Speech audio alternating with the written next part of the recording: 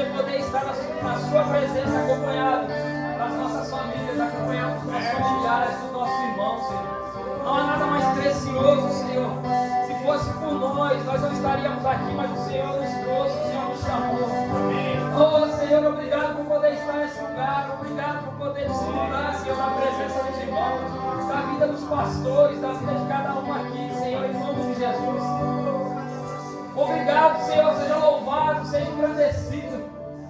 Que a tua palavra, que é como a água, Senhor. Oh, Senhor, que hidrata a terra. A tua palavra, que é como a água que nos lava, Senhor, que nos limpa, que nos purifica, que é como a água que nos alimenta, Senhor. Que ela venha fluir para dentro dos nossos corações hoje, aqui, em nome de Jesus. Que a tua palavra, Senhor, flua, assim como já tem fluído os louvores, assim como já tem fluído a tua presença nesse lugar. Que a tua palavra seja uma fluência, que ela seja fluída. Em nome de Jesus, que ela encontre, Senhor, espaço dentro do nosso coração, removendo toda raiz de amargura, Senhor, em nome de Jesus, irrigando cada lugar, Senhor, que ainda não foi molhado pelo poder da tua palavra. Oh, Senhor, flui nesse lugar, flui, Espírito Santo, nós te pedimos, flui como a água, Senhor, flui como a água, Senhor, flui no nosso meio, Espírito Santo de Deus, seja louvado, seja agradecido, seja adorado, toma a minha vida em tuas mãos, Senhor, toma a vida de cada um aqui em tuas mãos, Senhor, em nome de Jesus, louvado seja o teu santo nome. Senta, irmão, mas senta adorando ao Senhor. Aleluia. Senta dizendo palavras de amor ao Senhor. Glória a Deus, aleluia. Oh, aleluia.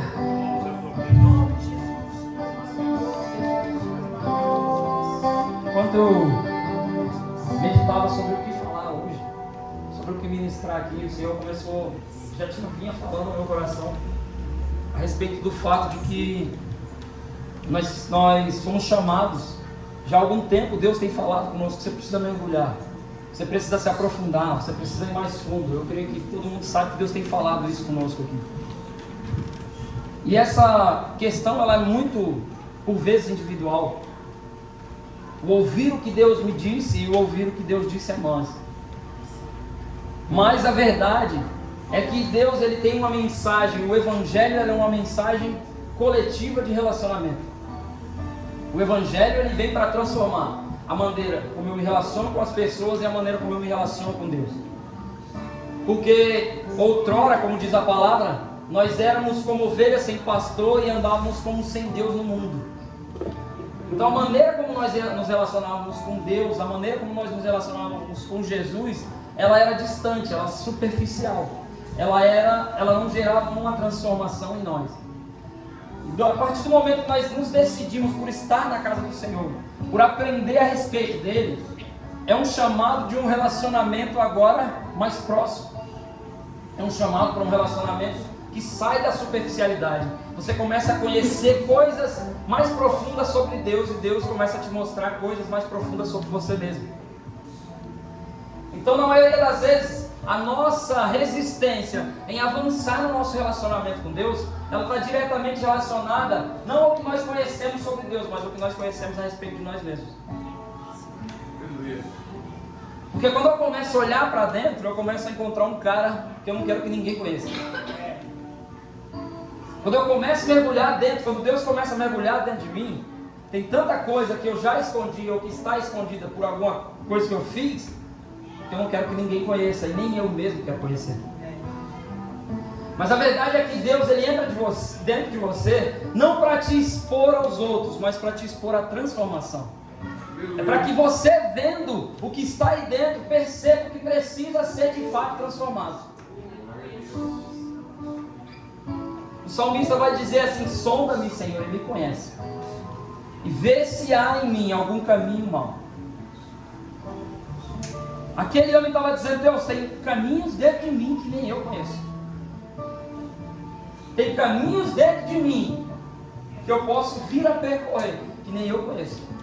Por isso eu te peço, sonda-me, Senhor, e me conhece. Vê se há em mim algum caminho mau, me mostra se ainda há em mim algum caminho mau, o qual eu possa ainda percorrer. Então a nossa resistência em nos relacionar com Deus, em nos relacionar com a palavra de Deus, em nos relacionar com a igreja, por vezes não por medo daquilo que Deus é, ou por medo daquilo que Deus tem, mas é porque nós começamos a olhar para dentro e ver algumas coisas que nós não gostamos que venham à tona. Nós não gostaríamos que ninguém soubesse. Tem coisas que não estão dentro de nós. E aí, o que acontece? A questão é quem colocou isso dentro de nós. A questão é o que trouxe isso para dentro. Muitas coisas foram trazidas pela frustração, outras coisas foram trazidas pelo medo, por palavras contrárias, por insultos, pela situação que nós vivemos na vida, mas principalmente pela distância que nós tivemos de Deus durante todo o tempo. E isso foi construindo uma personalidade dentro de nós. Uma personalidade que foi construída longe da presença. E como o pastor gosta sempre de dizer, para construir algo novo, o velho tem que ser quebrado. Deus não constrói sobre fundamento alheio. Quando o apóstolo Paulo começa a pregar, ele diz: eu não construí nada sobre fundamento alheio. Quando eu comecei a ministrar o evangelho para vocês, eu ministrei um evangelho que tinha um fundamento, e o fundamento desse evangelho é Cristo. O fundamento desse evangelho é Cristo e o poder de Deus, porque o evangelho é o poder de Deus para a salvação de todo aquele que crê. O evangelho é uma relação com o poder de Deus para que eu viva uma transformação. Então hoje eu vou falar um pouco sobre como a gente sair dessa superficialidade, como a gente sair dessa vida superficial por causa do medo da transformação. Por muitas vezes nós temos medo da transformação, nós temos medo de ser transformados, porque o que acontece? A superficialidade, ela nos mantém em uma zona de conforto. É confortável manter-se sempre no mesmo lugar, irmão. É confortável, todo mundo quer uma vida estável. E eu concordo que em algumas áreas da vida nós precisamos alcançar estabilidade. Você precisa, por exemplo, alcançar uma estabilidade financeira. Sua vida financeira não precisa ser estável. Se ela for estável, você vai ter problemas. Você precisa alcançar uma estabilidade de mente. Você precisa estar estável no seu psicológico, para que você estabilize lá no seu emprego, para que você se estabilize nas suas relações. Mas na vida com Deus, Deus insiste em manter uma estabilidade. Deus insiste em que há crises dentro de nós. Deus insiste em nos desestabilizar por vezes. E é quando a gente está instável que Deus quer mostrar o que está dentro. Porque Ele está mostrando o fundamento sobre o qual foi construído aquilo que está instável. Você está entendendo isso? Deus está mostrando o fundamento sobre o qual você construiu, que não era sólido. Eu costumo dizer que a estabilidade, ela gera crescimento. A estabilidade, em algumas áreas da sua vida, vai te fazer crescer. Quando Deus quis fazer o povo de Israel crescer, eles eram nômades. Eles vagavam pela terra prometida. Eles já estavam em Canaã, eles já estavam na terra prometida, mas Deus pegou eles e falou: vocês vão passar, e disse isso a Abraão: vocês vão passar 400 anos em terra estranha. Ali vocês vão ficar em um lugar só, estáveis, vão cuidar dos seus filhos, vocês vão crescer financeiramente, vocês vão crescer em diversas áreas da vida de vocês. E eles cresceram em número, eles ficaram ricos no Egito, eles tiveram muitos filhos, eles tiveram muitas casas. Irmão, vou dizer uma coisa aqui para você: a gente já ouviu muitas vezes que o povo de Israel estava sendo livrado da escravidão no Egito. Eu vou dizer, Israel nunca foi escravo no Egito. Como assim, irmão? A Bíblia diz que eles estavam sendo escravizados, mas eles não entraram como escravos no Egito. Quem entrou como escravo no Egito foi só José, foi vendido como escravo pelos irmãos. Só José entrou como escravo. Mas depois ele se tornou governador. Ele mandou buscar os pais, os irmãos, e eles entraram 70 almas livres, não escravos. E aquelas 70 pessoas que entraram no Egito foram morar no melhor lugar do Egito. Sabe por que eu estou falando isso? Porque as pessoas usam isso para pedir oferta, pastor. Quando Deus queria livrar um povo escravo, Ele pediu uma oferta. Mentira, irmão. Eles não eram escravos. Pelo menos eles não eram escravos do Egito. Porque os fariseus olham para Jesus e dizem assim: nós nunca fomos escravos. E Jesus disse: é verdade, vocês não eram escravos do Egito, mas vocês eram escravos do pecado. Então Jesus diz: vocês não eram escravos do Egito. O faraó começa a apertar a vida deles com mais e mais trabalho, mais e mais dificuldade, no lugar onde Deus havia estabilizado eles. Por quê? Porque Deus estava criando uma crise. Porque eles haviam crescido a ponto de ficar na zona de conforto. O Egito era confortável. Agora, para quem está confortável no melhor lugar do Egito, vivendo em casa, em paz, com a sua família, ir para o meio do deserto, Deus criou uma crise. O faraó não queria que eles saíssem da zona de conforto. Moisés não queria libertar eles do Egito. A libertação do Egito, irmão, era uma libertação de um lugar de conforto. A libertação do Egito era a libertação de um lugar onde eles não iam acessar de novo o que Deus deu. Porque por eles estava tudo bem, vamos ficar aqui, para que ir para Canaã agora? Para que enfrentar Faraó? Para que enfrentar as coisas que vêm pela frente, que nós precisamos enfrentar para conquistar as coisas que Deus nos deu? Está confortável, irmão.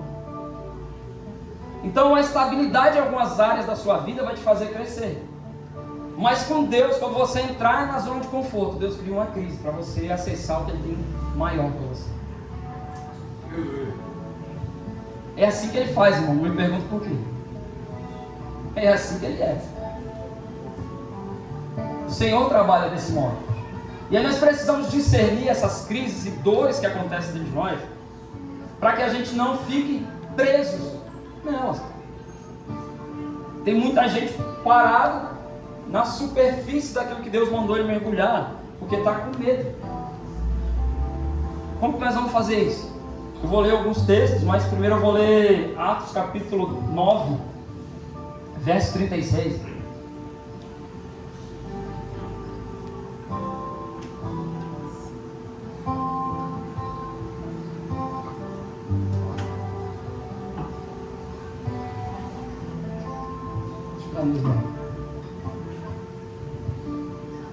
Vou ler aqui na minha versão, vocês acompanham.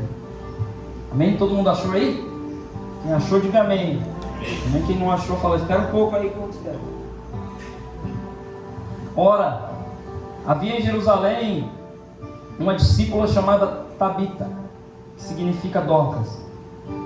Essa mulher estava cheia de boas obras e esmolas que fazia. E aconteceu naqueles dias que ela ficou enferma e morreu. E tendo-a lavado, a colocaram em um quarto alto. E como Lida era perto de Jope, os discípulos, ouvindo que Pedro estava ali, enviaram-lhe 2 homens, pedindo que ele não demorasse em vir ter com eles. Levantando-se Pedro, foi com eles.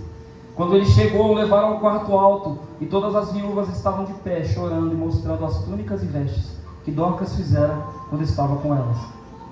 Mas Pedro, colocando-as para fora, ajoelhou-se e orou, e voltando-se para o corpo, disse: Tabita, levanta-te. E ela abriu os seus olhos, e vendo a Pedro, assentou-se. E ele, dando-lhe sua mão, a levantou, e chamando os santos e as viúvas, a apresentou viva. Isto foi conhecido por toda Jope, e muitos creram no Senhor. E aconteceu que ele permaneceu muitos dias em Jope, com certo Simão, o curtidor. Amém? Aí você vai falar assim, o que tem a ver esse texto com o que você estava falando? Nada a ver. Não dá nem para ligar. Mas a verdade é que eu queria focar na vida de uma pessoa, uma mulher, que ela mergulhou em Cristo, que ela viveu uma mudança, que ela viveu uma transformação. Se você procurar na palavra de Deus, antes de Atos capítulo 36, não vai ter nenhuma mulher sendo chamada de discípula de Jesus. Dorcas é a primeira mulher chamada discípula de Cristo.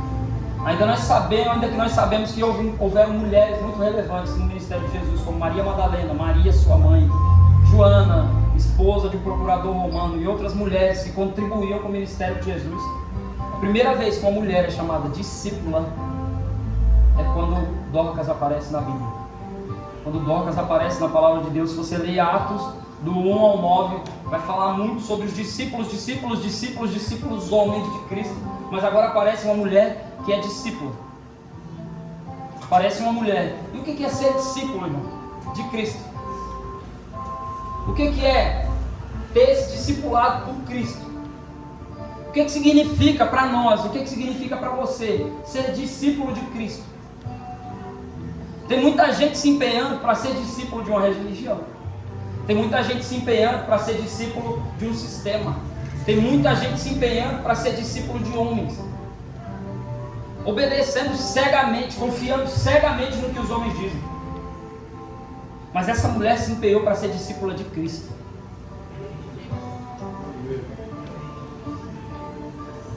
Quando Dorcas fazia alguma coisa por alguém, eles diziam, ela faz isso porque ela é discípula de Cristo. Quando ela fazia as túnicas para as viúvas, ela faz isso porque é discípula de Cristo. Quando ela cuidava de alguém, eles diziam, ela é discípula de Cristo. Ali tem uma discípula de Cristo. Ali tem um discípulo de Jesus. Ela se empenhou em viver a transformação que foi proposta para ela pelo Evangelho. Ela se empenhou em ser discípula de Cristo. Agora, o discipulado de Jesus, ele tem como base a palavra de Deus. E se nós formos superficiais no estudo, no entendimento e na busca pela palavra de Deus, nós vamos ser superficiais como discípulos de Cristo. E é por isso que muitas pessoas, para ser discípulo de Cristo, não se empenham, mas para ser discípulos de homem, elas se empenham. Porque deixa eu te dizer uma coisa, irmão, o coração do homem é enganoso e fácil de conquistar. Eu quero ver você tocar o coração de Deus. Criar um lugar para atrair pessoas é fácil. A gente pode aumentar essa estrutura, melhorar a estrutura para as crianças, fazer várias coisas, isso vai melhorar, e quando as pessoas vierem, elas vão se apegar à estrutura, é fácil, irmão. Agora, criar um lugar para a presença, aí exige muitas outras coisas. Aí exige renúncia, aí exige busca, exige leitura da palavra, exige profundidade. Existem muitos lugares hoje que preparam um lugar para as pessoas.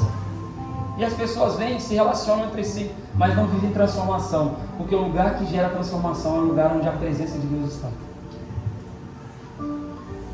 Nós não somos transformados apenas pelo relacionamento. Eu e o pastor Fabiano não somos transformados apenas pelo relacionamento. Porque se a gente entra numa discussão, né, pastor, para conversar sobre algo, eu tenho uma opinião, ele tem outra, e aí pode ser que ali acabe o relacionamento.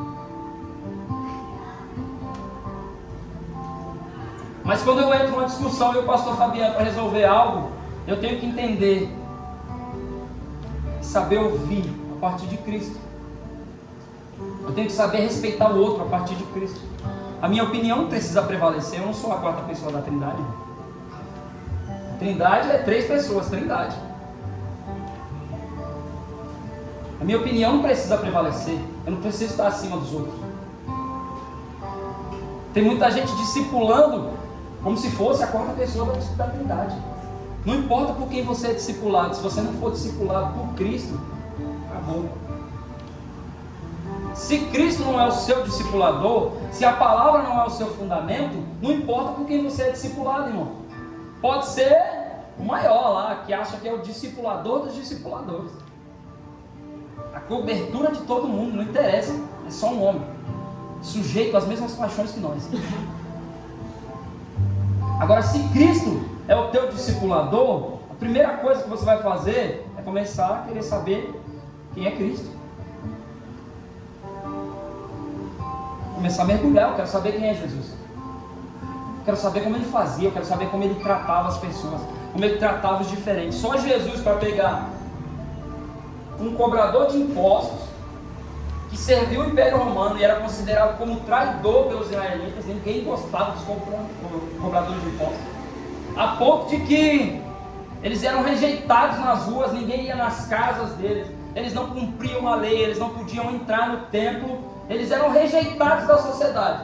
Aí Jesus pega um cobrador de impostos, coloca na equipe dele lá de 12, lá dos discípulos, e eles chamam um zelote. O zelote era uma resistência a Roma. Então ele pega alguém que resistia a Roma, alguém que representava Roma, e pega os dois e coloca, agora vocês vão se relacionar. Irmão,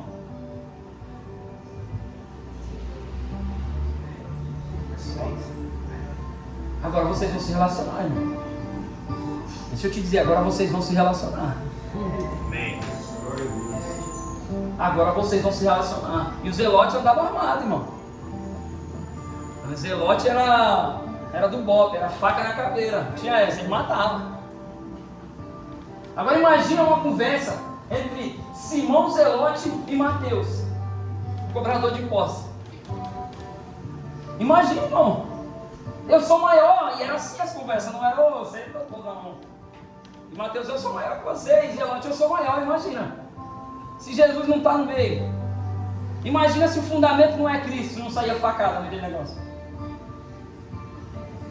Imagina, começa a pensar, irmão. Porque muitas vezes, na superficialidade, na imaturidade, nós destruímos os nossos relacionamentos com os irmãos, porque Cristo não é o fundamento da conversa. Sou eu.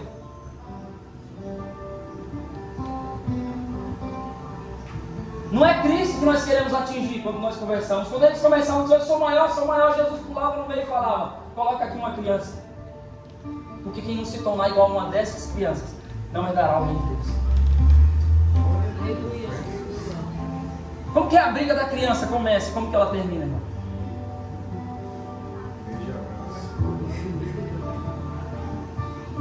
Ninguém sabe por que começa, mas também ninguém sabe por que termina.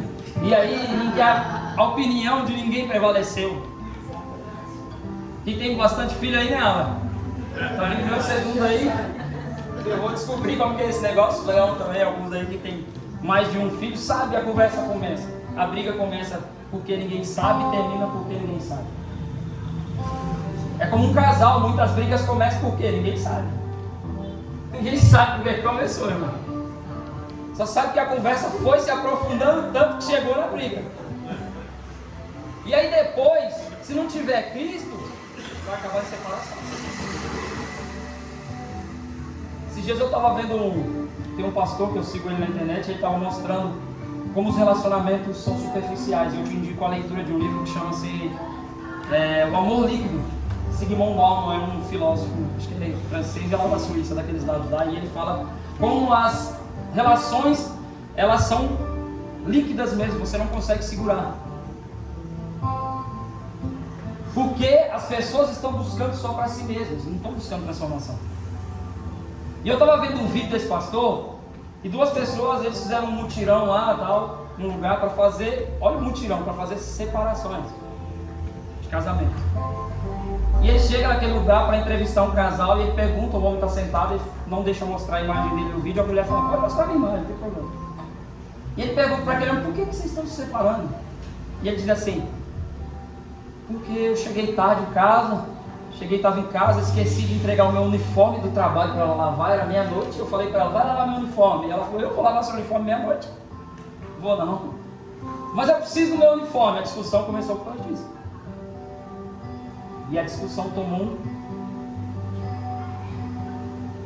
se tornou tão grande que eles estavam ali para se separar por causa de uma discussão que começou porque ela não quis lavar o uniforme. Agora eu te pergunto, foi isso mesmo, irmão? Foi isso mesmo, irmão? Foi isso mesmo? É isso que nos separa uns dos outros? É isso que nos separa como igreja? É isso que destrói a unidade que nós estamos construindo? São essas pequenas coisas? É isso mesmo? É esse fundamento sobre o qual nós estamos construindo o nosso coração? Ofendeu o meu coração, não quero mais saber de você? Ainda chegaram no cúmulo de nos ensinar que perdão é gradativo. Eu perdoo você, mas eu aqui você não, irmão. Perdão é integral. Perdão não tem fases. Perdão pode ter fases aqui dentro. Cada vez que eu olho para a pessoa, me dói aqui dentro.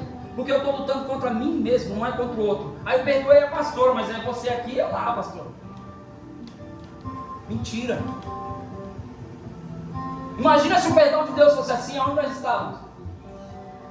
E qual estágio nós estaríamos de perdão? O perdão é a partir daquilo que Deus nos ensinou sobre perdão. Não é a partir daquilo que o homem criou sobre perdão. E o perdão de Deus é integral. Não importa o que você fez. Aquele menino voltou para casa com o discurso pronto. Pai, eu pequei contra ti. Ah, Senhor, eu não sou mais digno de ser chamado de filho. Mas seu pai o abraçou e perdoou e acabou. É daqui para frente. Aleluia. Aquela mulher toca nas vestes de Jesus, é curada e ele diz assim: vai, não peques mais. Está perdoada, está curada, está livre. Pronto. Não me ofende de novo. Está tudo bem, irmão. Se você me ofender de novo, Pedro perguntou: mas e se nos ofender de novo, Senhor? Quantas vezes devemos perdoar? 70 vezes 7. Aí Jesus fala ainda mais: por dia. Então, se esse irmão te ofender, se a tua esposa está aí do teu lado, se te ofender 490 vezes por dia, vai contando, irmão. Quando chegar no 490, eles falam: você está passando o limite agora. 490 vezes por dia, eu duvido que ela te ofende. Eu duvido que essa pessoa te ofende tantas vezes, mas Jesus disse: se alguém te ofender 70 vezes 7, você deve perdoar por dia. Então tudo isso que eu estou falando parte de uma vida superficial. E Dorcas é uma mulher que demonstra Jesus, ela demonstra profundidade em Cristo. Ela sabia como Cristo era, e quem sabe como Cristo é, sabe como revelar o Cristo. Quem sabe como Cristo é, sabe como revelar o Cristo. Tem alguém nervoso? Então, irmão, Cristo é mansidão. Calma, irmão. Depois nós conversamos. Não vai dar certo agora. Calma, irmão. Depois a gente conversa. A conversa está tomando um rumo. Calma. Depois a gente conversa. Calma. Depois a gente conversa. Muitas vezes a coisa desanda porque eu quero escolher uma coisa e o meu irmão quer escolher outra. E eu não quero abrir mão da minha escolha. Mas repare no Getsemane que a luta de Jesus não foi para fazer a vontade do diabo. Jesus falou o quê? Que seja feita a vontade do Senhor e a não a do diabo. Foi? Que seja feita a tua vontade, não a minha. Então a superficialidade e a imaturidade que nós carregamos por não se aprofundar no conhecimento de Cristo, por vezes gera guerras para que a nossa vontade prevaleça, para que a minha vontade prevaleça sobre a vontade dela. Como é que nós vamos fazer hoje, pastor? Aí o pastor fala assim: cara, pensei em fazer assim, assim. Amém, é assim. O pastor sabe que a gente anda nessa, a relação é assim. Perguntei: pastor, como está a programação lá do Corpo de Homens? Cara, o pastor Eduardo vai trazer a palavra, a programação é essa, o que o Espírito mandar. Eu falei: tá pronto, tá certo.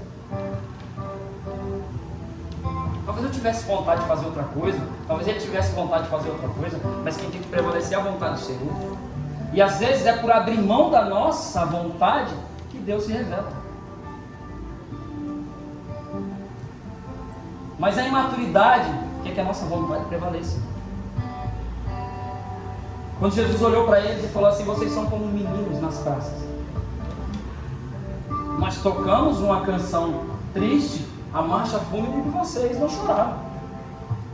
Depois nós tocamos uma música alegre e vocês não dançaram.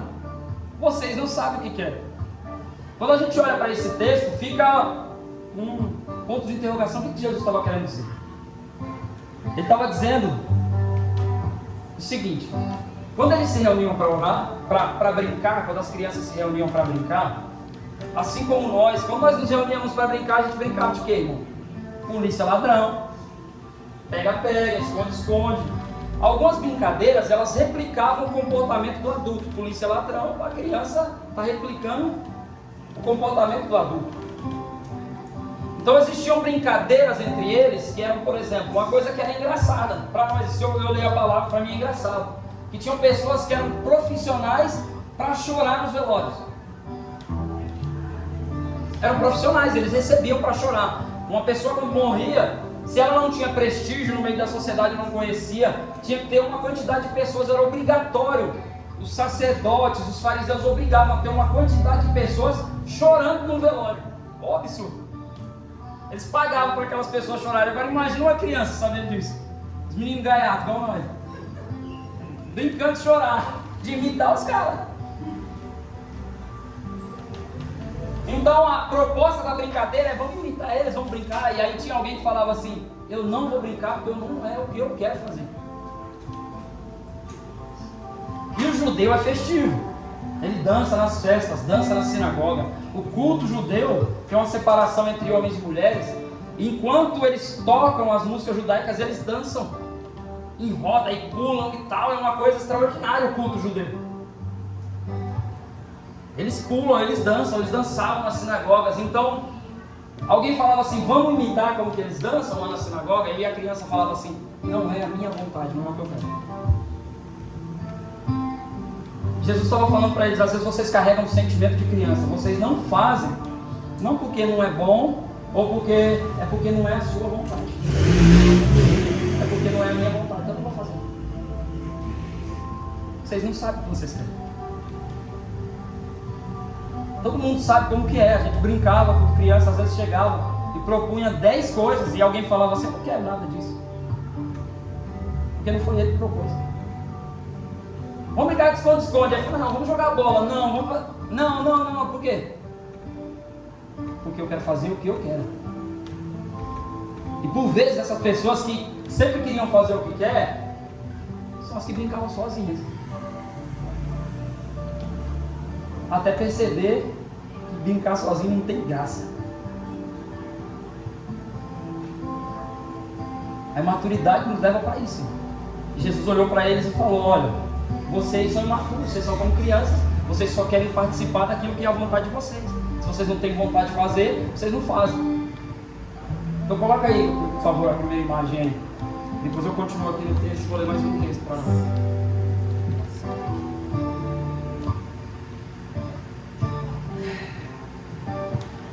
Dá glória a Deus, irmão. Dá glória a Deus e aleluia.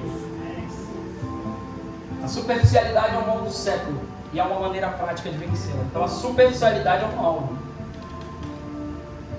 Vídeo de 30 segundos não forma especialista. A gente fica lá, 30 segundos um vídeo, 15 segundos.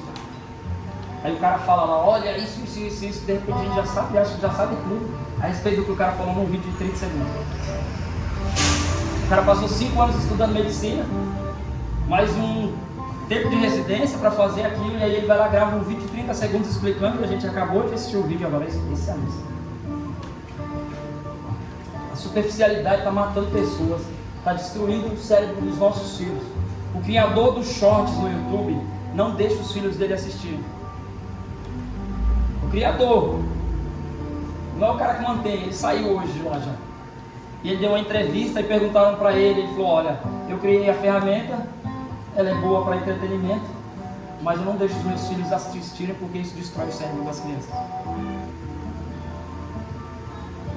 Mas nós estamos vendo a popularidade do Kawaii, do TikTok, dos shorts. Talvez o YouTube vai tirar esse negócio aí porque eu estou falando mal da plataforma deles.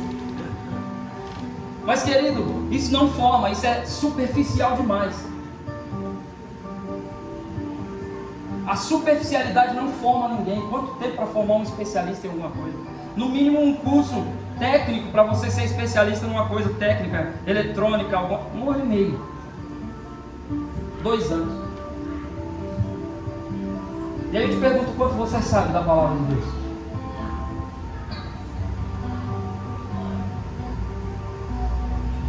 Quanto você tem mergulhado no conhecimento da palavra de Deus? Nós somos superficiais demais. Uma das coisas que forma também a nossa superficialidade é a falta de... Vou falar, vai. De curiosidade. A gente não tem curiosidade.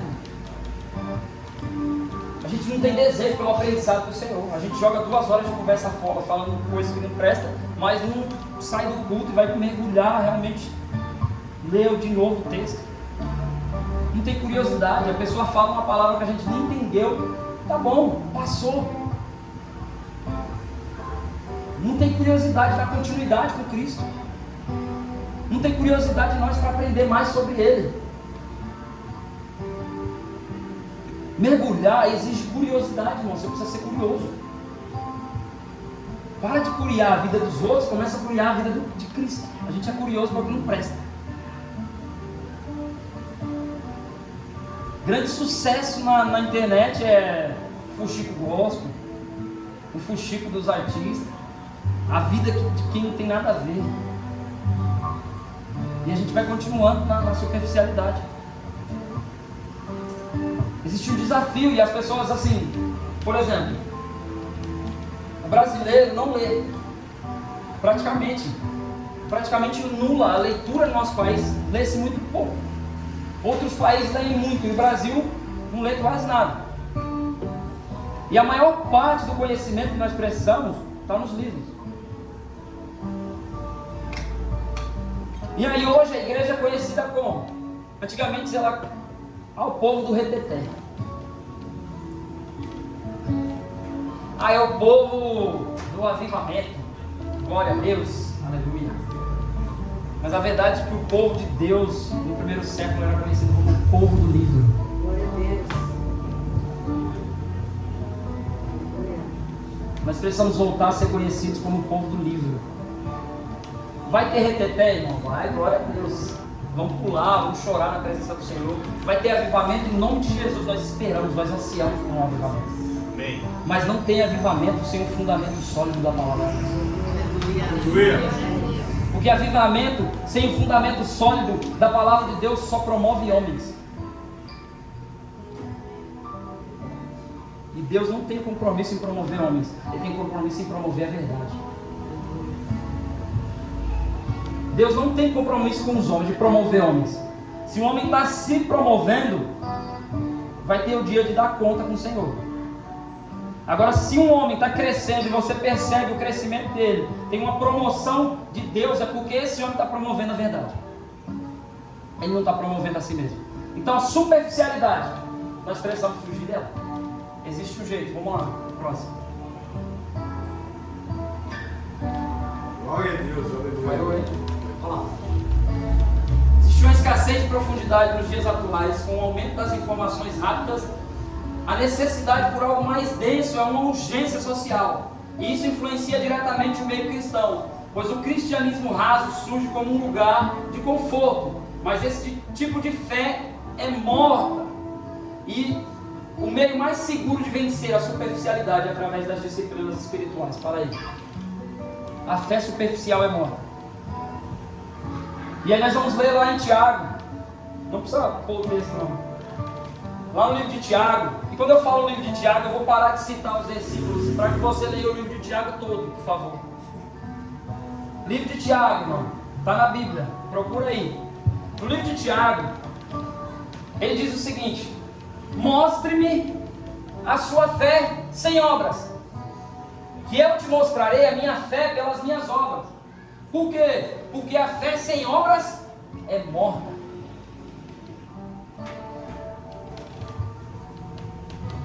Conforme você cresce no cristianismo, as suas obras têm que muito mais revelar a Cristo. Conforme a igreja cresce na sua estrutura, as suas obras têm que revelar mais a Cristo. Sabe por quê, irmão? Porque quem cresce no relacionamento com Cristo, cresce por aquilo que está fazendo pelos outros, não por si mesmo. Cresce por aquilo que está dando, porque Jesus disse que dar é muito mais do que receber. Agora quem está crescendo para dentro, está crescendo por causa daquilo que está recebendo. Então você vê a estrutura de muitas igrejas crescerem para dentro. E aí a igreja tem 10 anos, 15 anos, 20, 30 anos, você olha ao redor e nada foi mudado. E ela continua sendo um túnel onde as pessoas entram e saem. E nunca muda. Não tem transformação. Elas não demonstram obras de fé que tocam os de fora. E Paulo olhou para Timóteo e disse assim: Timóteo, seja exemplo para os fiéis. Exemplo para os fiéis, Timóteo. Não é exemplo para os infiéis. Ser exemplo para os infiéis é fácil.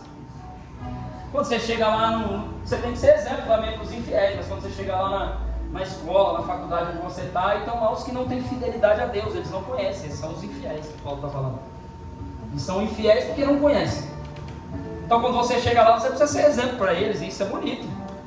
Isso é obrigação, irmão. Agora quando chega aqui, você tem que ser exemplo para esse aí. Exemplo para os fiéis. Não é exemplo para os infiéis. Se você está num lugar onde tem fiéis, você tem que ser exemplo para os fiéis. Quando eles te perguntarem, Pedro disse, quando perguntarem a razão da fé que é em vós, vocês precisam estar prontos para responder. Eu digo isso porque a Bia chegou essa semana em casa e falou assim: pai, eu preciso ter uma resposta. Tem um rapaz na minha perua que a gente brinca, ele é ateu e ele falou que não crê em Deus e eu não tive uma resposta. Ela tem 11 anos, irmão. Eu falei: Bia, não se preocupa com isso não, Bia. Ele também é outro menino, não sabe nada, mas falou que era ateu, irmão. Deve ter uns 13, 14 anos, é um pouco mais velho que ela, da 6ª, 7ª série, vai na mesma perua que ela, mas a preocupação dela em casa: eu preciso ter argumentos para vencer o ateísmo dele.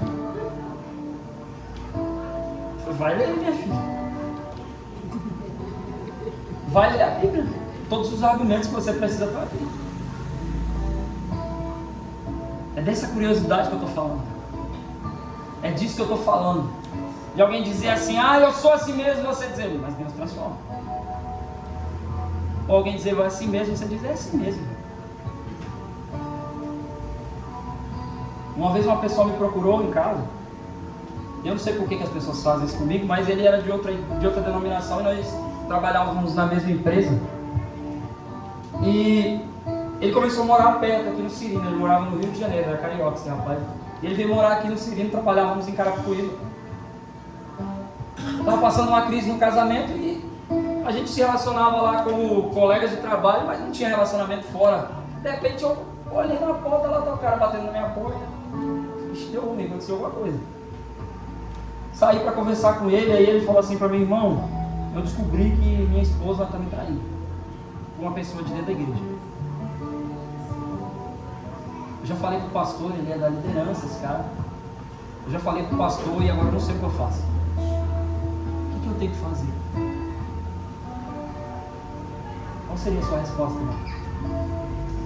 Vai embora?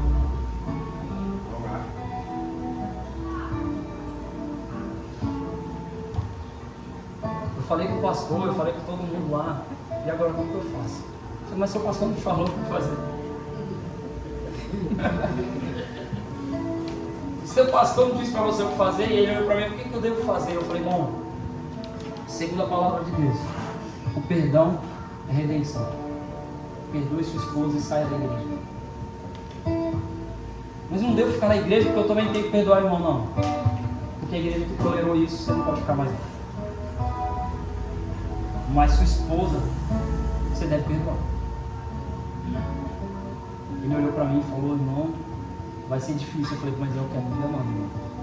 Vamos orar? Foi só essa a conversa. Vamos orar?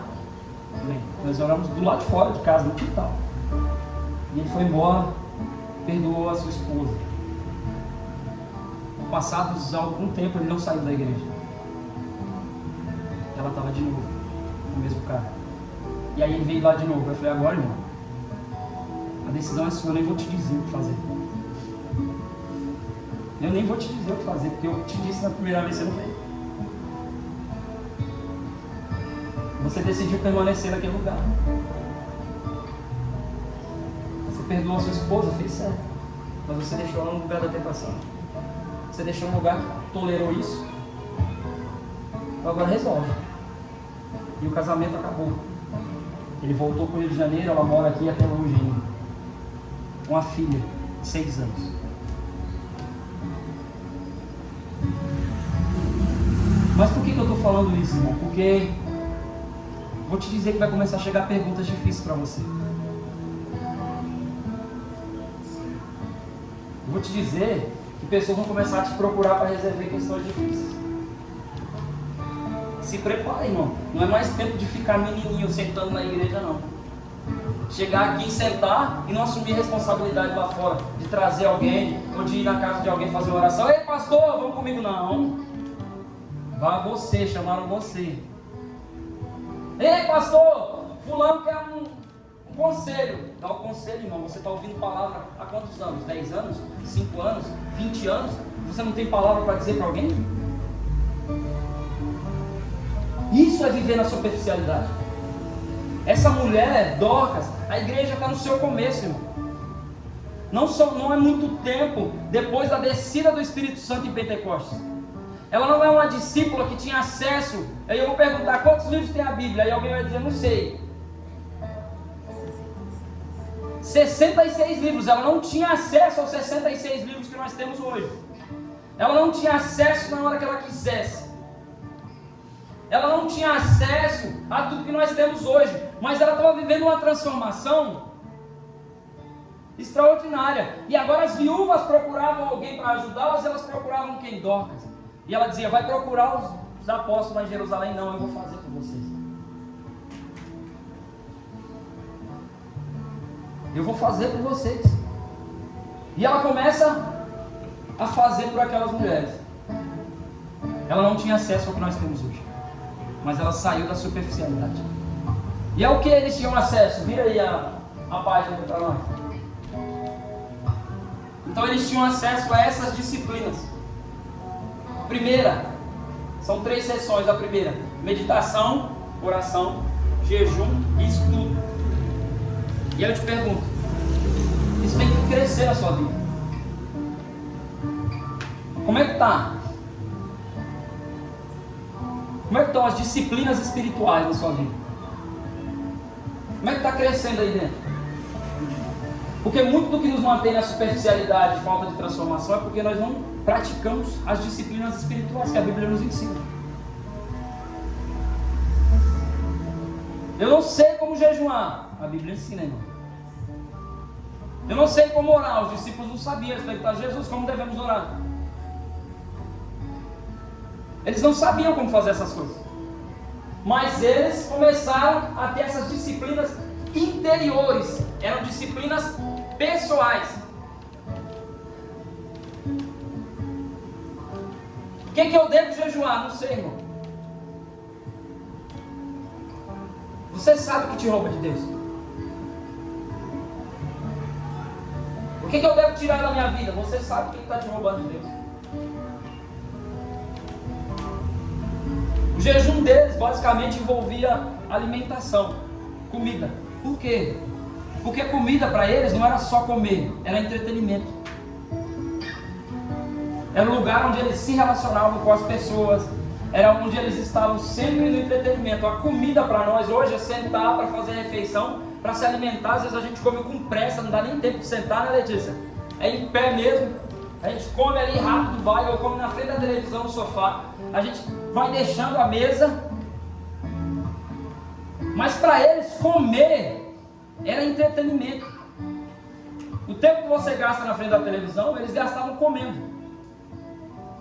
Então quando alguém deixava de comer naquele tempo, ele estava dizendo assim, eu vou deixar de me relacionar com aquilo que está me roubando de Deus por um tempo.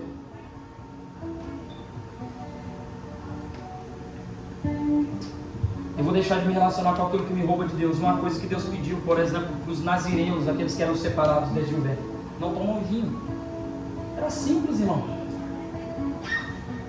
Não bebam vinho. Era um pedido de Deus. Se você olhar para a palavra de Deus, se eu não me engano, no livro de Jeremias, mas agora eu não vou lembrar o versículo, Deus mandou chamar uma família, inserir eles dentro do templo, fala, vai lá e chama a família dos recabitas. Insere eles numa sala do templo. Era um lugar onde os gentios não podiam entrar, mas Deus falou para o profeta, vai lá e pega a família dos recabitas. Insere eles dentro do templo. Chama os seus irmãos e oferece vinho para eles. Os recabitas entraram no templo e o profeta encheu as taças de vinho e falou, toma, bebam vinho. Deus mandou vocês beberem vinho. Os recabitas olharam para ele e disseram assim, viva o Senhor para sempre, mas nós não beberemos vinho. O profeta olhou para eles, mas por que vocês não vão beber vinho? Ele falou, porque o nosso pai Recabe fez um voto com Deus, que nos nossos lábios nunca entraria vinho. Aí a palavra veio ao coração do profeta. Esses homens guardam palavras de homens. Por causa do voto de um homem, eles nunca beberam vinho. Mas vocês não guardam minha palavra.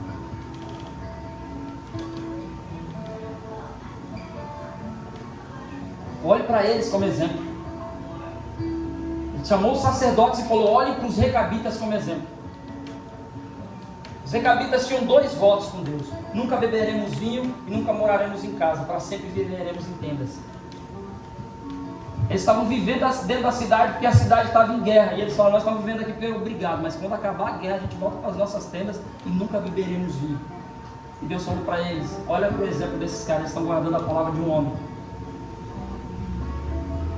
Tem muita gente sendo discipulada por homens, crescendo no discipulado com homens, e nós não estamos crescendo no discipulado com Cristo. Porque não guardamos as disciplinas espirituais. Então, meditação. Sempre que você lê a Bíblia, você vai olhar Deus dizendo assim: leia e medite nas palavras dessa lei. Josué 9: seja forte e corajoso, não temas e não desanime, e não esqueça de ler, meditar e guardar as palavras dessa lei. Você pode ser forte, você pode ser corajoso, e todo mundo ficar falando: não desanima, irmão. Mas se você não guardar as palavras dessa lei, você vai cair. Se você não guardar as palavras desse livro, se isso aqui não fizer parte da sua vida, o estudo da palavra, a meditação, a leitura, não tem cristianismo sem a Bíblia. Não existe. Não dá para viver assim. Então vamos lá. Segundo, disciplinas exteriores: simplicidade, solitude, submissão e serviço. São obras que mostram o quanto eu estou sendo transformado. Nós estamos sendo ensinados a mostrar extravagância. Seja extravagante no seu relacionamento com Cristo. Quer ser extravagante? Seja extravagante lá no quarto com Ele.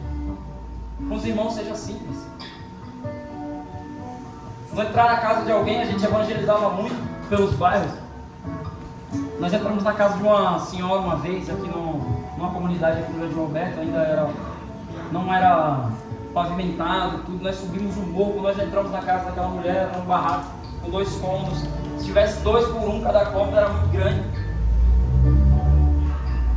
E era um lugar muito simples, mas se você olhasse para as panelas daquela mulher pendurada, igual os cearenses gostam de pendurar assim, que você conseguia se olhar nela assim, ó, para um espelho.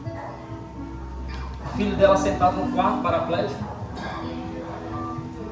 E eu conheço gente que não queria uma xícara para fazer tintim assim, ó, para tomar café na casa dela. Isso não é evangelho, não. Essa extravagância não é o evangelho. O evangelho não é de coisas extravagantes. O evangelho é de respeitar a simplicidade do outro. O evangelho é para respeitar a simplicidade do outro e para ser simples. Não dá para se relacionar com Jesus manso e humilde de coração e se tornar soberbo. Isso não é evangelho. E eu estou falando isso aqui porque Deus me mostrou num sonho que as pessoas estão dizendo que nós estamos pregando contra elas aqui. Não, nós não estamos pregando contra pessoas aqui, nós estamos pregando o verdadeiro evangelho. Era isso que eu dizia para a pessoa. Naquilo que Deus me mostrou. Nós não estamos pregando contra a prática de pessoas, nós estamos pregando como uma falsa prática do evangelho. E a prática do evangelho envolve simplicidade.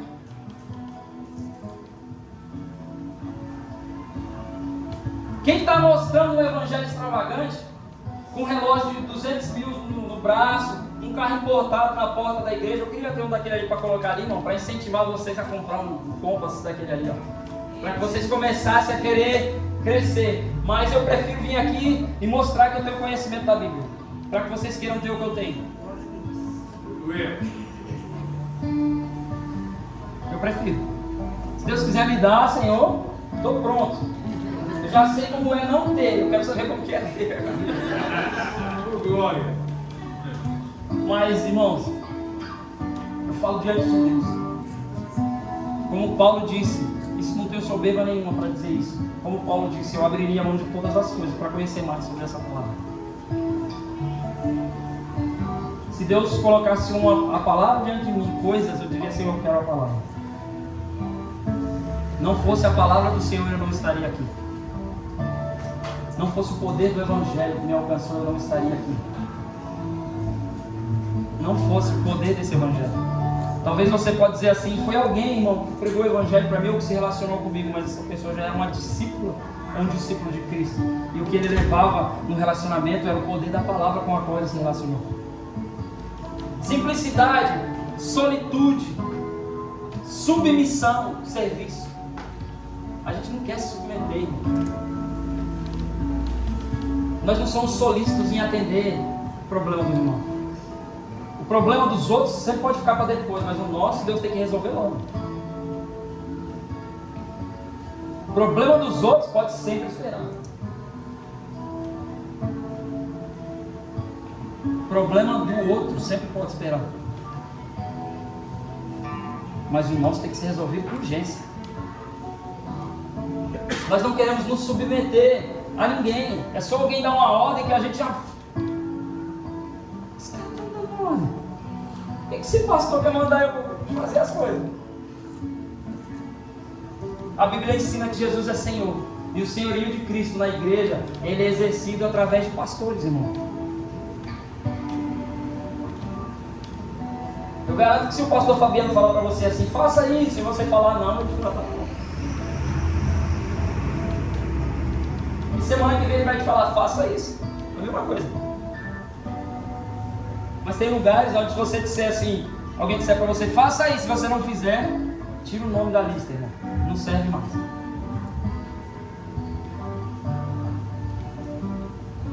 Mas isso precisa estar dentro do nosso coração. Chegou para nós uma situação, um problema, ter mais rapidez em tentar ajudar, em tentar resolver. Pensar no problema do irmão como se ele fosse nosso. Pensar na situação do outro. O que seria eu se estivesse passando por essa situação? Como que eu lidaria com essa situação se eu estivesse passando por isso? Hã? Pense, irmão, aí, como é que você ia lidar com essa situação se você estivesse passando? Agora a questão da submissão, quando a gente fala em submissão, principalmente porque uma submissão errada foi pregada por muito tempo, as mulheres já... Porque a Bíblia vai dizer para nós, e eu disse isso para o Herbert, nós conversando sobre batalha espiritual. Se você ler Efésios, todo mundo pega lá o Efésios capítulo 6, verso 10, no demais, irmãos meus, fortalecendo do Senhor, revestindo de toda a armadura de Deus e tal. E aí, pega aquela parte e fala, isso aqui é o texto para a batalha espiritual. Para mim, o texto para a batalha espiritual é o texto anterior. Quando ele fala assim, mulheres sejam submissas aos seus maridos. Maridos, amem as suas esposas. Pais, amem os seus filhos. Filhos, obedeçam aos seus pais. Você não vence a batalha espiritual quando você vai lá colocar a armadura no lugar de oração. Você vence a batalha espiritual quando você trata as pessoas antes.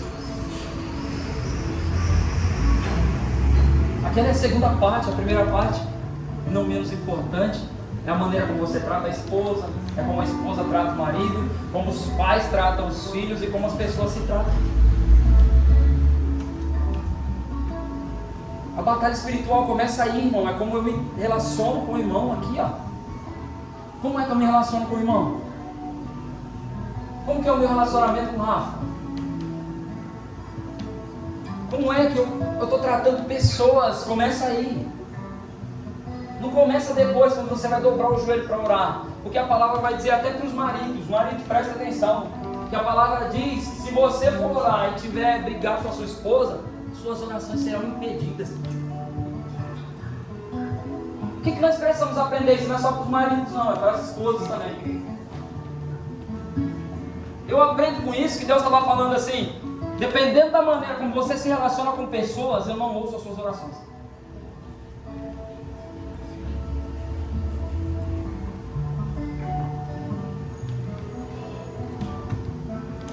João ensinando sobre amor, ele disse, você não pode dizer que ama a Deus que você não vê, se você não ama o seu irmão que você vê.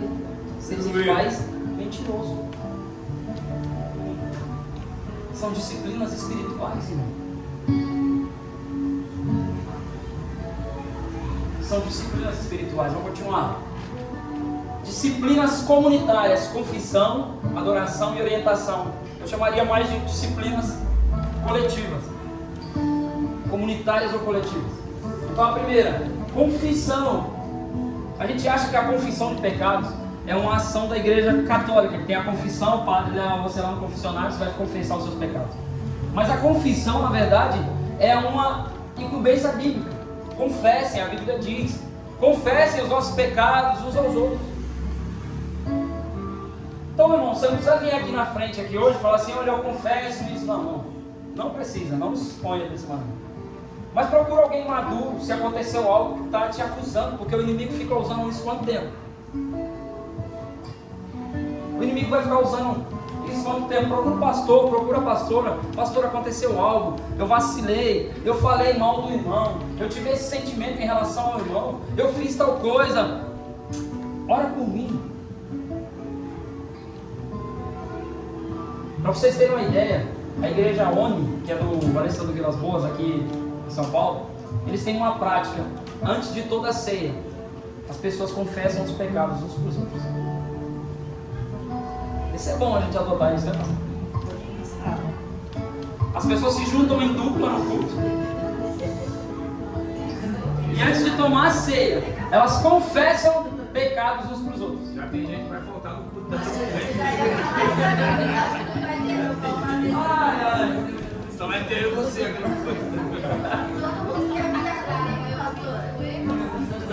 Ainda não, irmão, ainda não, calma. Mas eles têm essa prática. Antes de tomar a ceia, eles confessam os pecados uns aos outros. Confissão, irmão. Confissão. Confessa. Chama o pastor, fala, pastor, isso aqui está no meu coração. Confissão não é só confissão de pecado. Confissão é de algo que você viu, achou uma coisa, porque muitas das falhas do nosso relacionamento são por causa das especulações de coisas que nós não perguntamos. E aí as pessoas olham para mim depois de uma ministração e dizem assim, cara, você disse isso. Eu falo, foi isso que eu disse, não foi isso que eu falei. Consegue entender, irmão, o que é isso? Por vezes a pessoa disse uma coisa, mas ela estava falando outra. Mas você só ouviu o que ela disse. E aquilo criou uma mágoa no seu coração, e você não vai lá perguntar, pastor, era isso mesmo que você queria dizer? E aí a pastora sincera, como ela vai dizer, era isso mesmo, irmão. Ou não, ela vai dizer para você, não, me perdoa, não foi isso que eu quis dizer. Jamais eu ia liberar uma palavra para te magoar. Confissão não é só confissão de pecado. Confissão é isso, de impedir que isso entre no nosso coração, mas para isso tem que ter abertura. E aqui vocês têm. Então confissão, adoração é coletiva, irmão. Deus não procura um adorador, Deus procura adoradores.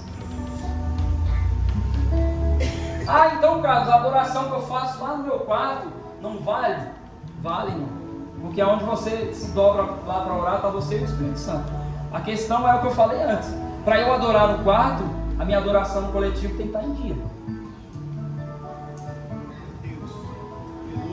A minha vida no coletivo tem que estar em dia. Tem que estar resolvida as coisas. Depois de resolvido, tem que estar resolvido, irmão. Não é depois de 20 anos. Mas lembra lá o que você falou, Letícia? Mas não tinha resolvido, irmão. Mas a gente tinha resolvido, não tinha? Adoração. O Senhor nos chama à adoração. Quando nós chegamos aqui hoje, fomos conduzidos à adoração. Eles não vieram para adorar sozinhos. O ministério de louvor, eles não vêm aqui para adorar sozinhos. Eles não ensaiam para adorar sozinhos. As meninas da dança, o ministério de dança, elas não vêm aqui para adorar sozinhas.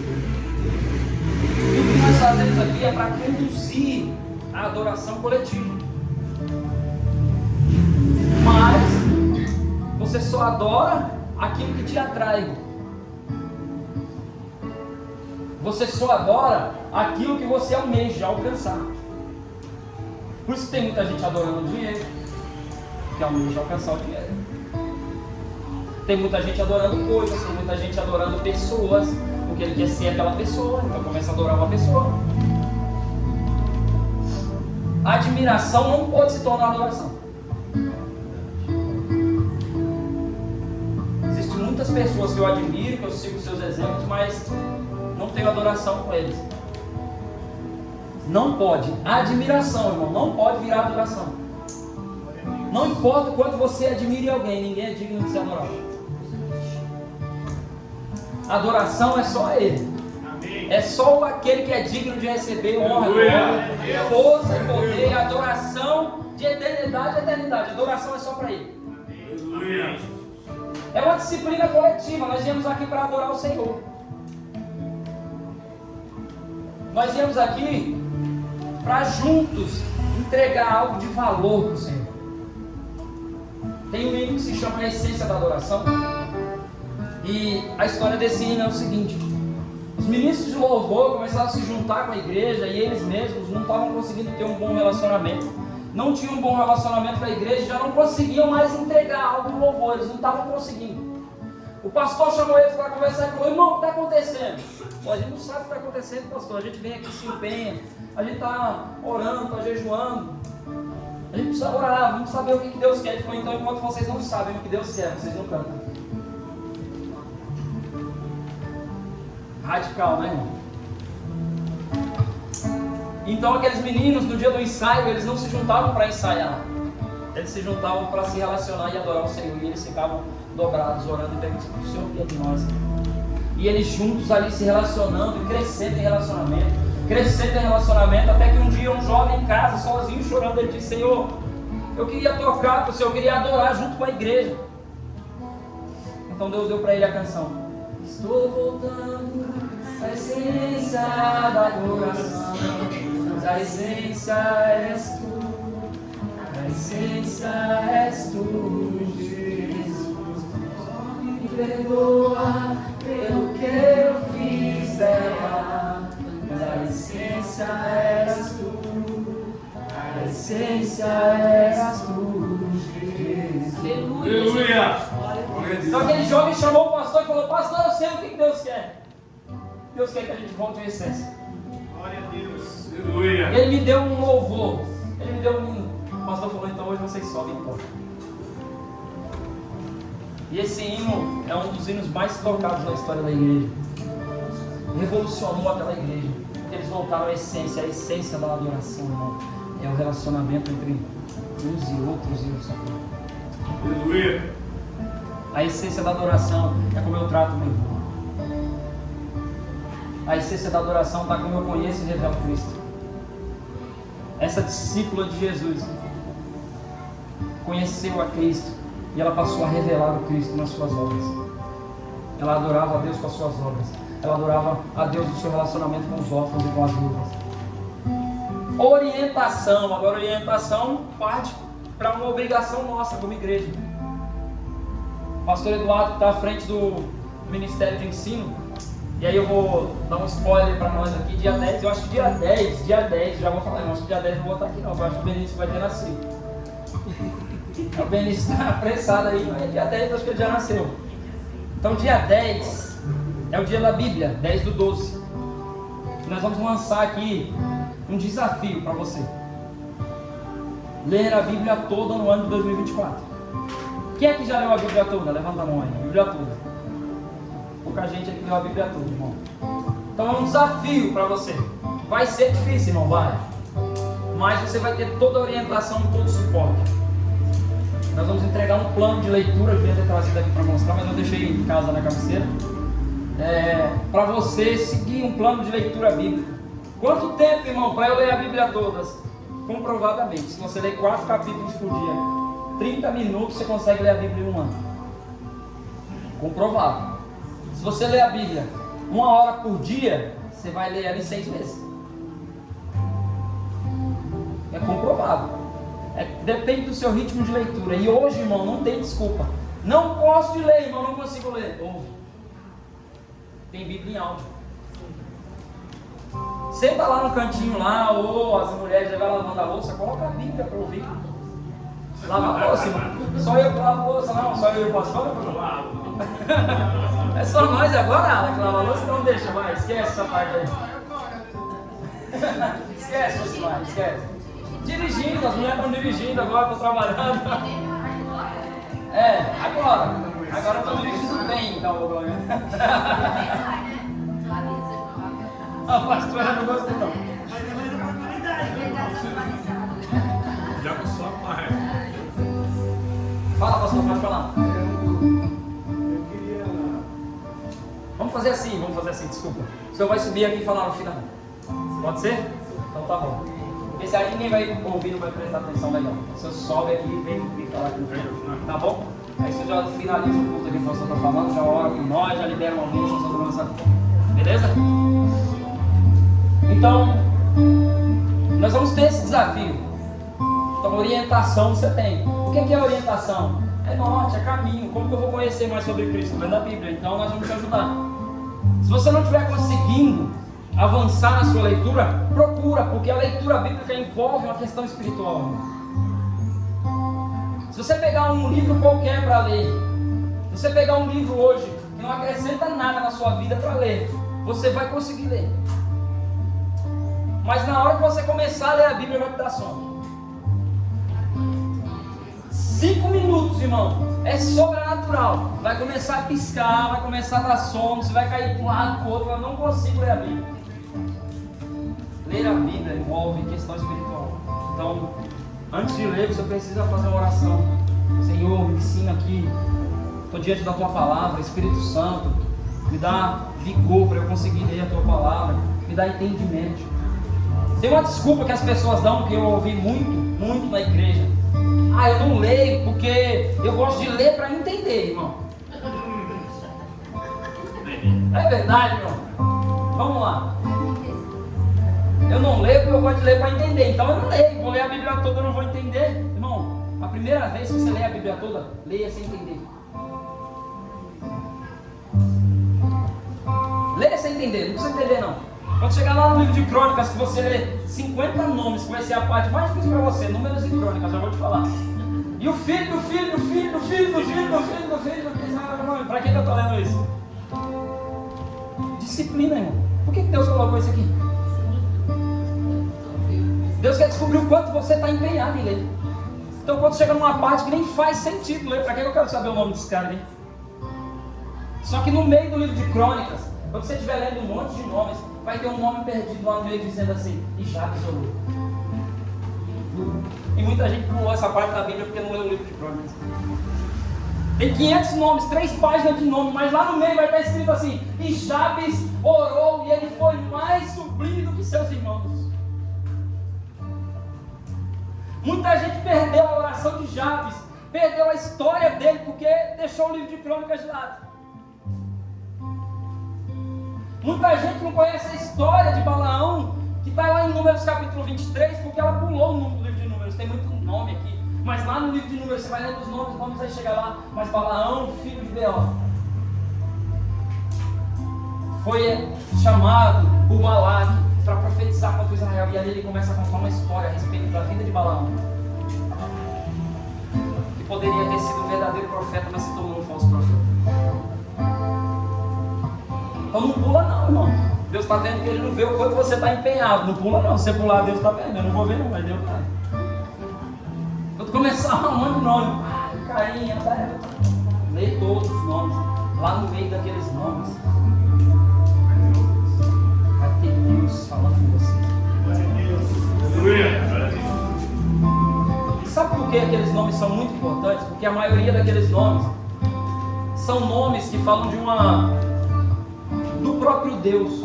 Quando o judeu colocava, o hebreu colocava o nome no seu filho, o nome era uma expressão de Deus.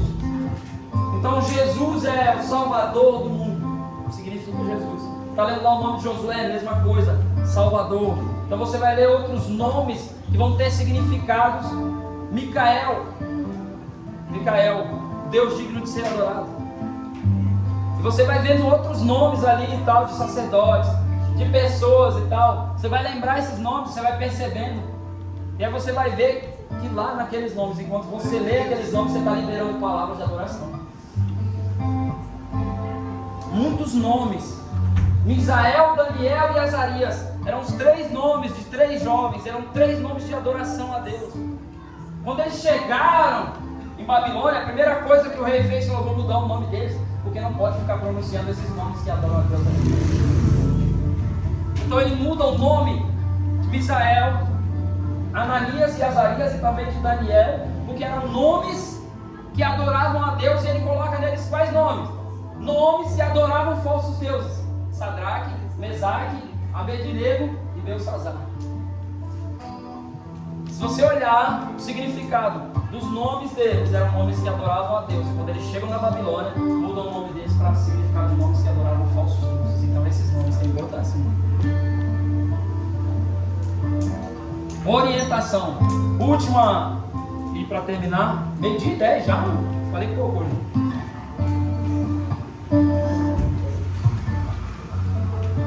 Caminho para uma vida espiritual e da prática das disciplinas espirituais podem nos livrar da maldição da superficialidade, ao nos fazer encontrar na profundidade do nosso coração Deus que habita em nós. Eu não habito em templos feitos por mãos de homens. Esse lugar aqui só é um templo para Deus porque você veio. Amém. Aleluia. Esse lugar aqui só se torna para Deus um templo quando os templos que Ele fez entram na estrutura. Amém. Glória a Deus. Aleluia. Isso aqui só se torna um templo quando os templos chegam. Você está entendendo que você é esse templo, irmão? Mas sabe qual que é o nosso problema? Nós nos preocupamos muito mais com o lugar da visitação do que com o lugar da habitação. Deus não estava dizendo: eu não visito templos feitos pelas mãos dos homens, não.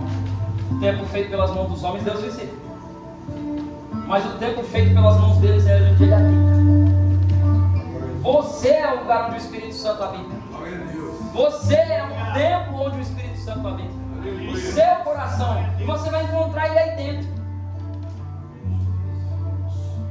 As disciplinas espirituais vão te fazer mergulhar e encontrar algumas coisas que você não quer que venha à tona. Mas quando você mergulhar também dentro do seu coração, você vai encontrar esse Deus que habita dentro de você. E aí a guerra agora é para expressar, não é mais para encontrar. A guerra agora é quando você vai expressar. O que você expressa o Deus que está aí dentro, ou você expressa a própria vontade que está aí dentro? As disciplinas espirituais vão te levar até esse lugar, onde você vai encontrar coisas que você não gosta, é verdade. Quando você mergulhar em Deus, né, pastor? Deus vai mergulhar em você. Quando você mergulha no Senhor, Ele mergulha em você. E aí talvez Ele diga para você: vai lá pedir perdão para aquela pessoa, por favor. Meu Deus. Eu estava ouvindo a Lívia Soares, vou contar. E ela disse que já estava no ministério há anos, cantando, já no Diante do Trono, já gravando os CDs dela para fazer carreira solo. E ela estava lá na igreja adorando, e aí o Espírito Santo falou para ela assim: agora você vai fazer o seguinte, você vai sair daqui e vai lá pedir perdão para o seu pai. Mas Espírito Santo, pedir perdão do que, Espírito Santo? Da sua desobediência na adolescência. Que eu quero te colocar num novo nível para você ir para esse nível, você vai ter que ir.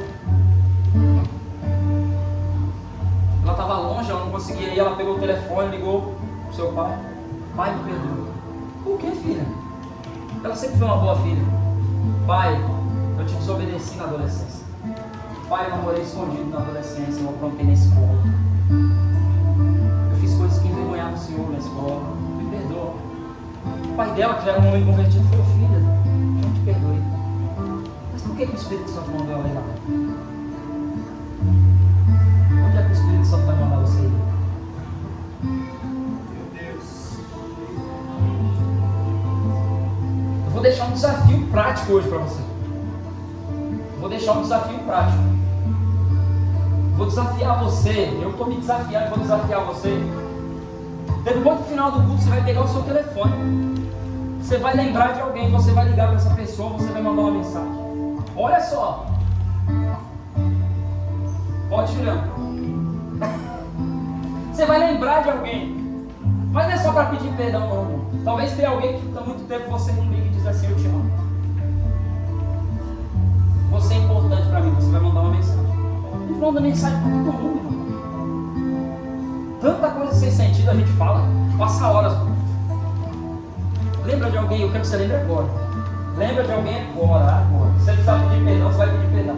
Se você precisar dizer eu te amo, você vai dizer eu te amo. Talvez há muito tempo seu pai, sua mãe, uma pessoa que está distante, um irmão, um amigo, alguém tem um verdadeiro valor para você, mas você nunca expressou isso, ou essa pessoa não sabe.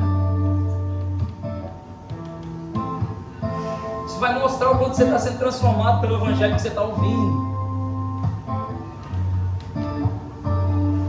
Uma vez eu fui num culto e eu estava conversando.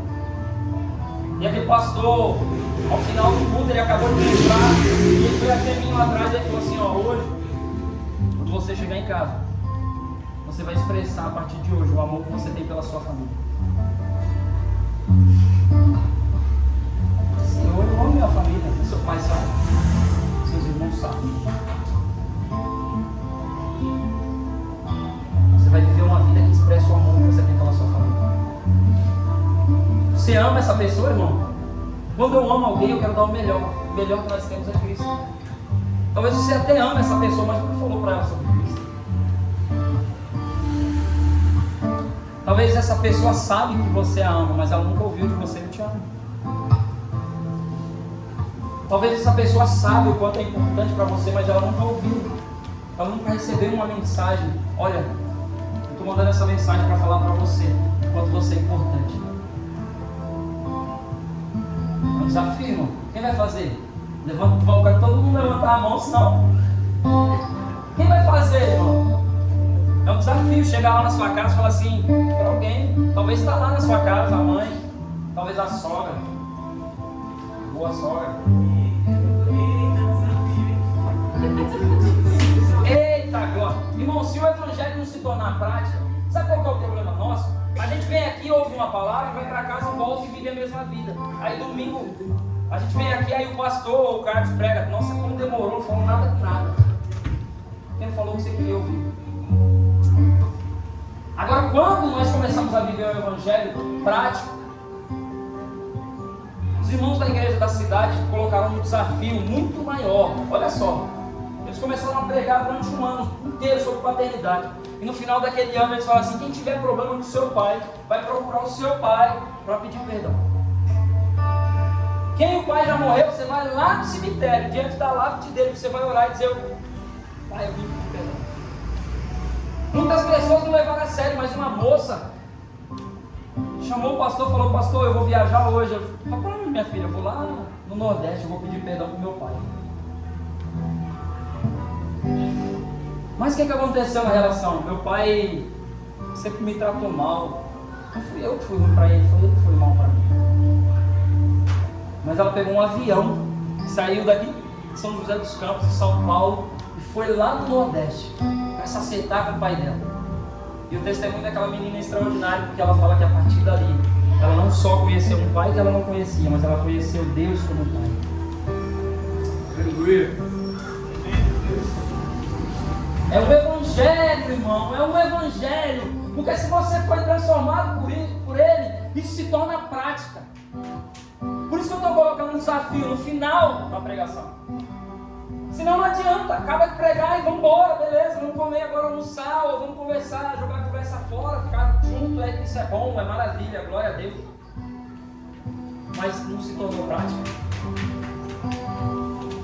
Vão esperar que alguém prepare uma palavra, ou vocês vão ler a palavra domingo que vem, quando chegar aqui, quando alguém pregar, se o cara pregou nada com nada, ou se ele falou com nada com nada, não interessa, porque eu já estou cheio, irmão.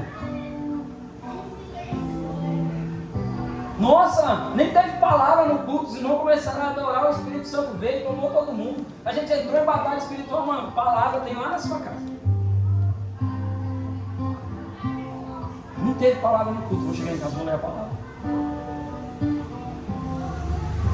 A gente está esperando que alguém mastigue para nos dar na boca, é como uma criança. As mães sabem que elas pegam, mastigam as coisas e botam na boca da criança aí. Disciplinas espirituais. elas revelam o Deus que habita em nós. A última frase é de John Owen, um grande pastor.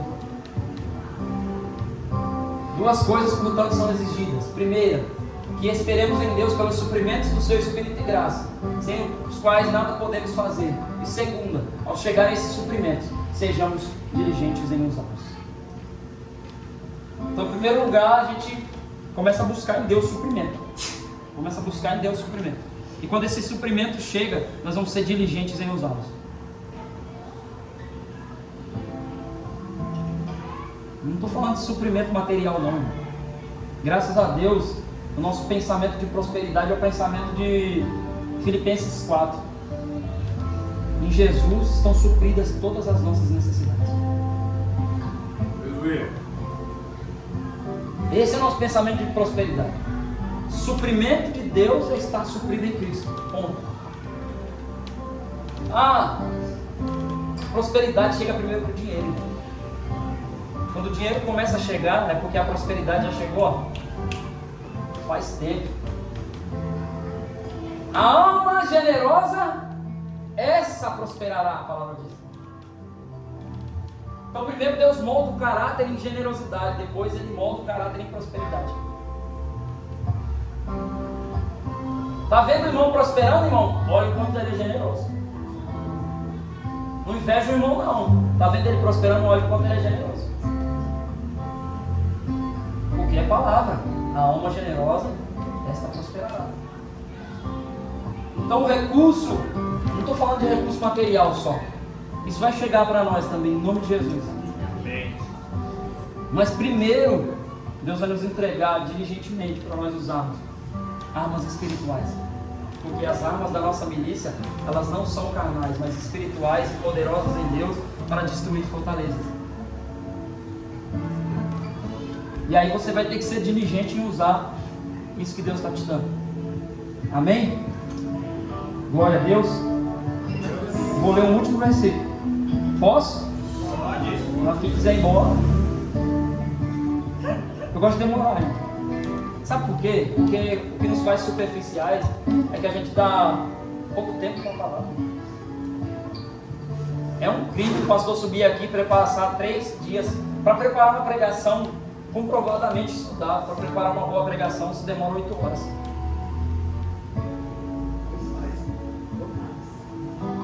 E aí chega aqui e tem que explicar correto. Porque os irmãos querem ir embora. E eu sei que vocês querem ir embora, eu sei que todo mundo está com fome. Também estou.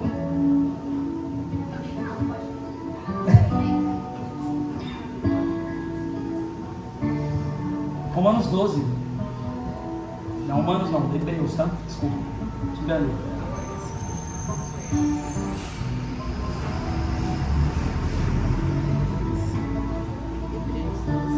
Hebreus 12, 26.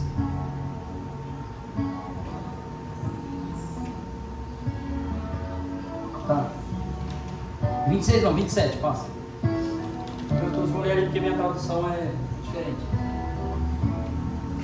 Isso significa que toda a criação será abalada e removida, de modo que permaneçam apenas as coisas inabaláveis. Uma vez que recebemos um reino inabalável, sejamos gratos e agrademos a Deus, adorando-o com reverência e santo temor. Porque o nosso Deus é um fogo consumidor. Volta lá no 27, por favor. Porque foi o que eu comecei falando aqui. Todas as crises que Deus traz na sua vida é para remover aquilo que é abalável.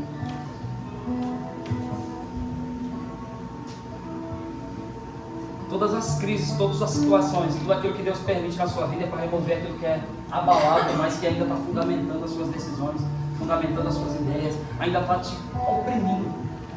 As coisas abaláveis, elas estão na sua vida te oprimindo. Mas quando Deus vem colocando coisas inabaláveis, Ele vem para te libertar de toda a opressão do maligno. Então Ele está dizendo para nós, toda a criação, toda, você é criação de Deus? É toda a criação, irmão. As coisas abaláveis serão removidas. Não resista a isso. Não resista. Para que permaneçam apenas as coisas inabaláveis. Para quê? Porque aí a gente volta lá em Efésios e ele diz assim: para que havendo feito tudo, permaneçam inabaláveis. Guerreou na batalha espiritual, fez sua parte no relacionamento com as pessoas, está em dia e as coisas ainda não mudaram, permaneça inabalável. Porque você está fundamentado em coisas inabaláveis. Não são as circunstâncias que te movem, são coisas inabaláveis. É o reino, vira aí a página. Uma vez que recebemos um reino inabalável. Quem recebeu um reino inabalável dele sim? O reino de Deus está em vós. O reino de Deus não é comida nem bebida. O reino de Deus é alegria no Espírito.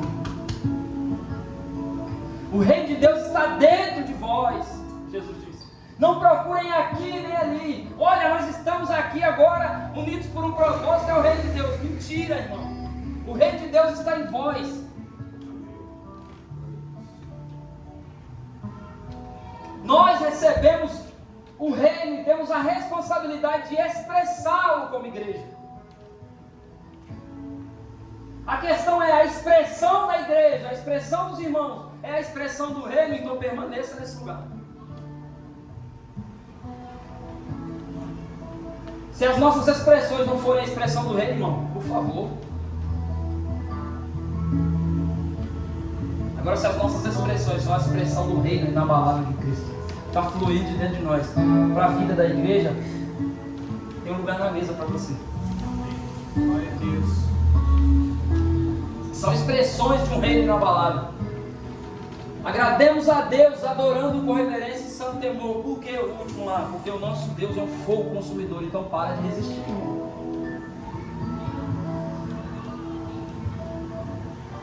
Para de resistir, porque o nosso Deus é um fogo consumidor. Ele vai consumir todas as coisas. Quem não se dobrar agora vai se dobrar naquele grande dia. Por isso que o dia do Senhor é um dia grande e terrível. Porque ele vai ser grande para mim. Ele vai ser grande para os que esperam, mas vai ser terrível para aqueles que resistiram.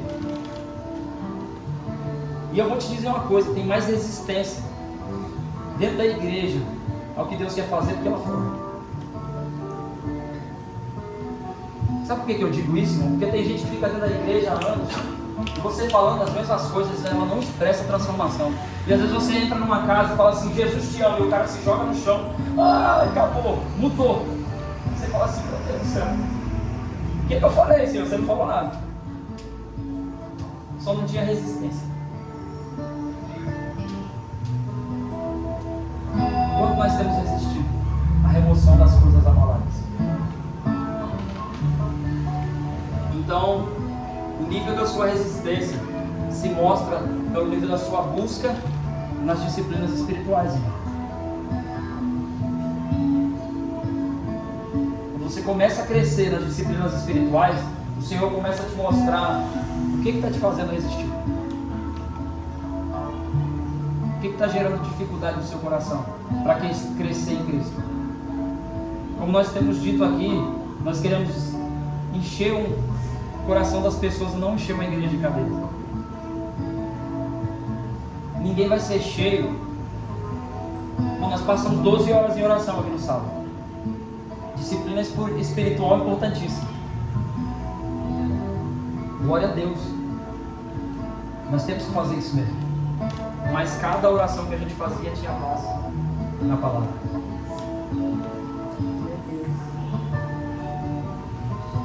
Você vai jejuar? Lê lá na palavra. Isaías, deixa eu lembrar aqui, 51, se eu não me engano. 58. Isaías 58, o jejum que Deus quer. Vai lá ler, Isaías 58 vai dizer para você assim: no dia que jejuares, atenda o seu irmão. Por acaso o jejum que Deus quer é que vocês se encurvem? Quer que vocês ficam passando fome, passando vontade? Não, o jejum que Deus quer é que vocês desatem as ligaduras da injustiça, retirem do meio de vós o estender do dedo e falar vaidades. Esse é o jejum que Deus quer. Palavra, irmão. Simples. Tem muita gente jejuando aí, ó. cansa. Porque lá ele diz assim, porque no dia que jejum, vocês se devoram uns aos outros. Não devora a comida e devora o irmão.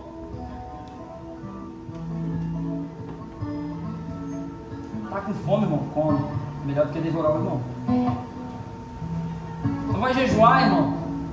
Por exemplo, eu hoje jejuo. Eu jejuo comida às vezes. Mas os meus jejuns são muito mais de celular e televisão. Ah, tem coragem, irmão. Jejum de redes sociais, como a gente fez aí 40 dias. Sabe por quê? Porque isso toma muito mais tempo de nós do que uma refeição. O Evangelho é desafio, não é brincadeira. O Evangelho é verdade revelada para as outras pessoas. Quanto você valoriza a vida da sua família, é o quanto você vai expressar aqueles para eles. Amém? Fica de pé em nome de Jesus. Fica com raiva de mim não, irmão.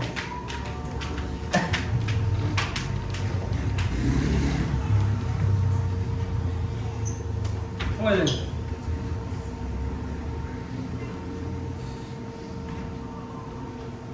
Lembra do desafio, irmão, ainda? Sim. Vou lembrar vocês agora. Lembra? Todo mundo lembra? Lembro. Então, o que você vai fazer depois lá, né? Eu ia pedir para vocês fazerem agora, sabia? Eu vou viajar para Paraíba. Vai, glória a Deus. Tá bom, nós vamos. Eu ia pedir para vocês fazerem aqui no culto. Mas aí ia bagunçar um pouco, ia demorar mais, né? Já estava demorando. Acho que mais. Então vamos deixar vocês fazerem em casa. Glória a Deus. Feche seus olhos. Pai, em nome de Jesus, nós acabamos de nos expor, Senhor, às suas escrituras, não a ideias humanas. Nós acabamos de expor o nosso coração, Senhor, diante da tua palavra. Que ninguém receba essa palavra como uma acusação, Senhor, mas como uma exortação. Que todos recebam essa palavra, Senhor, como um chamado do teu Espírito Santo a uma profundidade. Que todos recebam essa palavra, Senhor, eu te peço aqui, humildemente, como um chamado do teu Espírito Santo, a profundidade da sua palavra, do relacionamento em oração contigo, de jejum, de rogar, de suplicar, Senhor, e de agradecer. Senhor, que nós venhamos a colher frutos, Senhor, desses dias, que nós venhamos a colher frutos, Senhor, das ministrações desses dias. Como nós temos sido ministrados pelo Senhor, por uma mudança de mente, por uma visão que começa, Senhor, naquilo que nós projetamos aqui dentro. Nós precisamos ser transformados para enxergar, Senhor, a sua boa vontade, aquilo que o Senhor já tem guardado para aqueles que o buscam. Por isso nós viemos aqui hoje nos expor a tua palavra, adorar como irmãos. E eu te peço, Senhor, nos revela, me revela, Senhor, o que eu preciso mudar, o que eu preciso fazer, Senhor, o que eu não estou fazendo, o que eu preciso mudar, que eu não mudei ainda, o que precisa ser transformado em mim, Senhor. Revela a cada um, Senhor. Individualmente, todos se conhecem, mas o Senhor conhece melhor a todos. A tua palavra diz que o Senhor sabe da nossa estrutura e sabe que nós somos pó. Essa estrutura que o Senhor conhece, Pai. Essa estrutura que o Senhor conhece. Essas coisas que só o Senhor conhece. Esses caminhos maus que só o Senhor conhece. Esses desejos que só o Senhor conhece. Esses que nós não colocamos na mesa. Esses que nós escondemos. Esses, Senhor, que nós colocamos no lugar e até esquecemos dele. Mostra-nos. E não nos deixa viver uma vida com Cristo na superficialidade. Nós não queremos ser mais uma placa de igreja, Senhor.